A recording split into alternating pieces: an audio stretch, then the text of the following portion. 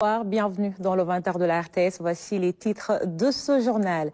Digitalisation de l'état civil, les communes appuyées en équipement d'une valeur d'1,2 milliard de francs CFA.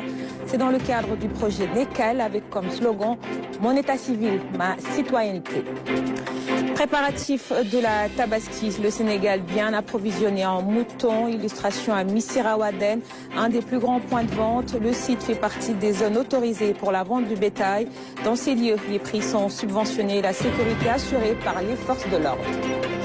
Également dans l'actualité, les spéculations sur une éventuelle hausse du prix du riz. Les commerçants démontent la rumeur. La SCOSEN invite au respect des mesures. Et puis la rubrique découverte de ce vendredi nous conduit à Peykouk. Nous sommes dans la région de Thiès, jadis un village de lépreux. Malgré son déclassement en 2023, les populations se disent toujours stigmatisées. Elles interpellent les autorités, vous les entendrez.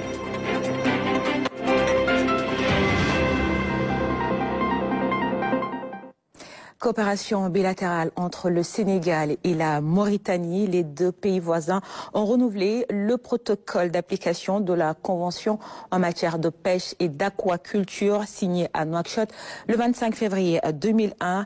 Les ministres de la pêche des deux pays ont appelé les acteurs au respect strict des dispositions de la dite Convention. Mamadou Sakine.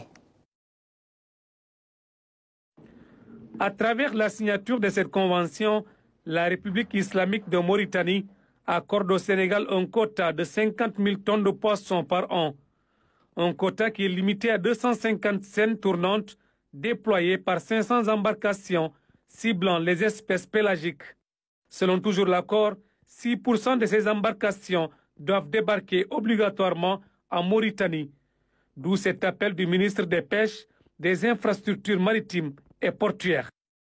L'accord de pêche entre le Sénégal et la Mauritanie, qui date de 2001, est un modèle de gestion transfrontalière des ressources halieutiques partagées, qui vise à assurer la durabilité et la conservation de nos ressources maritimes communes et à approvisionner nos marchés nationaux respectifs, à travers notamment l'obligation de débarquement d'une partie de leurs produits par nos pêcheurs, que nous exhortons à respecter scrupuleusement.